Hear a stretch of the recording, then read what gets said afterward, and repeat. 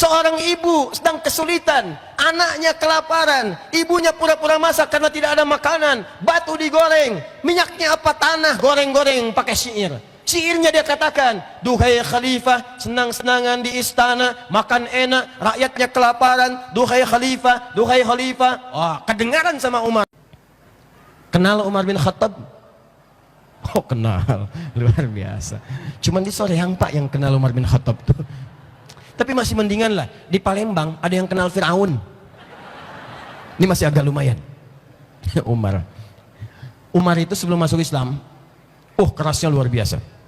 Baca silakan sejarah. Umar tuh punya dua hobi.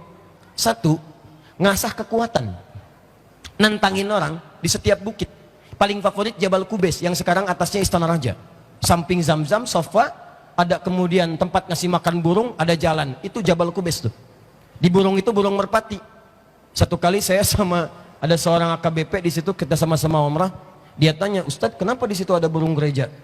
Saya bilang itu mualaf Pak, biar cepat gitu. Sampingnya Jabal Kubais. Itu hobinya Umar, naik ke Jabal Kubais. Dia bilang, siapa yang merasa kuat, berani dengan saya, maka naiklah ke Jabal Kubais ini, kita akan berduel. Tapi sebelum duel, pamit dulu pada ibu yang telah melahirkannya, karena dia akan pulang tanpa nama Umar. Di tangannya gatal kalau tiap hari itu nggak tanding.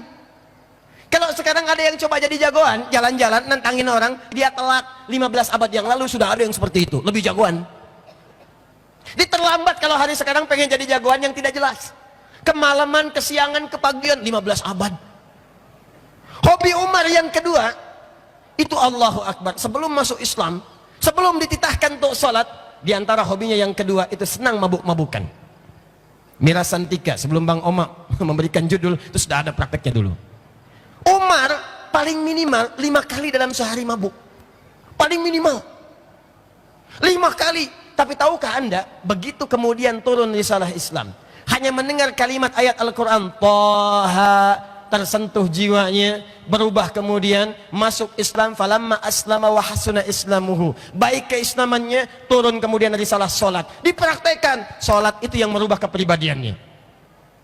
Yang tadinya kerasnya berubah menjadi tegas pada setiap kemungkaran, tapi sangat lembut dalam setiap kebaikan. Bahkan ketika diangkat jadi khalifah, maka beliau termasuk orang pertama yang dicatat dalam sejarah pernah senang belusukan dalam setiap kesempatan makan mendatangi rakyatnya. Umar belusukan dan tidak pernah bawa wartawan. Jalan. Takbir. Umar. Jadi kalau mau ditiru, bagus Pak Bupati belusukan. Umar boleh. Dan nggak usah mengenalkan diri, saya bupati. Tidak. Umar. Khalifah lewat. Seorang ibu sedang kesulitan, anaknya kelaparan, ibunya pura-pura masak karena tidak ada makanan, batu digoreng, minyaknya apa? Tanah, goreng-goreng pakai syair. Syairnya dia katakan, duhai khalifah, senang-senangan di istana, makan enak, rakyatnya kelaparan, duhai khalifah, duhai khalifah. Wah, kedengaran sama Umar. Allahu Akbar, dikejar oleh Umar, dilihat. Begitu kelihatan, ajudannya tergopoh-gopoh. Allah, saya yang dihisab, bukan ajudan saya. Pergi ke Baitul Mal, bawa gandum, kemudian gandumnya dibawa, kemudian dipikul oleh pundaknya sendiri. Ajudan ingin membawa, kata Umar, jangan, saya yang dihisab, bukan kamu. Kalaupun ada kaki anak kambing di Irak yang kemudian terpleset, maka saya yang dihisab, bukan yang lain. Dibawa gandumnya, datang ke tempat itu, dimasakkan langsung di depan ibunya. Begitu dimasakkan, sedang masak-masaknya, masih dicela oleh ibu tadi. Dasar khalifah, senangnya di istana, makan enak, yang masakin orang lain. Dan Umar nggak pernah bilang, Bu, saya khalifahnya. Tidak. Sampai kemudian jadi makanan, disuapi anak-anak itu, dibangunkan dari tidurnya, dan tidak memperkenalkan diri tentang dirinya. Bagaimana transformasi kepribadiannya berubah ketika diturunkan risalah salat. Berubah pasca Nabi wafat, luar biasa. Dan tahukah Anda ayat mirasantika, terutama minuman keras dan khamar. Khamar itu kullu ma yakhmurul aqla, sesuatu yang merusak kepada akal. Makanya kalimat Qur'annya nggak spesifik ke minuman. Narkotika itu khamar, sabu itu khamar, segala yang bikin mabuk itu khamar. Makanya kalau sekarang ada yang nyabu, ada yang sekarang terlibat narkoba, ada yang sekarang ikutan mirasantika, dia orang yang telat. Dulu sudah ada, dan orang dulu tobat. Begitu tobat, minta kepada Nabi, ya Rasulullah, tolong turunkan, minta kepada Allah ayat-ayat yang melarang khamar, miras santika, supaya tidak diracuni akal manusia dengan keburukan khamar itu. Mohon kepada Allah. Siapa yang minta? Umar bin Khattab. Maka turunlah kemudian ayat-ayat larangan khamar dalam Al-Quran, plus dengan judi, plus dengan penipuan. Karena biasanya satu paket. Kalau orang sudah berjudi, maka di sampingnya ada minuman. Kalau orang sudah minum, maka tidak layak lagi kemudian kata-katanya menjadi teratur. Maka mohon kepada Allah, diturunkanlah 4 tahap sampai dengan turunnya Al-Maidah ayat yang ke-90 sampai 91 itu. Siapa yang tanya? Umar. Dia agak aneh. Kalau orang jahiliyah, turun perintah sholat, berubah wujud dari yang tadinya jahiliyah, tidak kenal dengan kebaikan, maka naik status jadi khairu ummah. Diabadikan dalam Al-Quran surah ketiga Ali Imran ayat 110, paling kiri sebelah atas. Kuntum khaira ummah ukhrijat linnas ta'muruna bil ma'ruf wa tanhauna 'anil munkar. Sekarang saya tanya pada Anda, siapa di antara sekian yang sholat itu dengan sholat yang merubah kepribadian dirinya? Sekarang orang mau sholat saja takut kehilangan sandalnya. Ada yang saat takbir mundur ke belakang, dikira batal ngambil kotak infak. Ada yang bahkan unik luar biasa. Sholat membuat kita tercegah dari kemungkaran. Berselisih itu mungkar. Ada orang mengerjakan sholat malah sibuk berselisih. Gara-gara safnya kurang lurus, ribut. Ada satu kunut, satu enggak, ribut. Bahkan masjidnya ditinggalkan. Yang satu bismillah jahar, satu sir, ribut. Sholat itu menghentikan keributan. Jadi kalau ada orang ikut sholat kemudian ribut, ada yang salah dalam sholatnya. Salat itu menghadirkan ketertiban. Jadi kalau hari sholat datang ke pengajian pasti tertib. Kalau pulang tidak teratur, datang melanggar aturan, ada yang salah dalam sholatnya. Katanya ke pengajian tapi kebut-kebutan, lampu merah diterobos. Polisi menunaikan tugas, berhenti. STNK ada Pak, SIM lengkap. Mau kemana? Pengajian Pak. Siapa?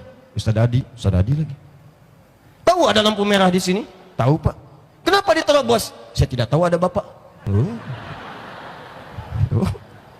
Kayak gitu tangkap aja Pak. Berikan pendidikan. Jadi kalau orang sholatnya benar, mustahil. Wa yu'allimukumul kitab. 4. Wal hikmah. Diajarkan maknanya. Ini kekurangan kita di sini nih. Kalau belajar fikih cuma 2, yang ketiga nggak dibahas.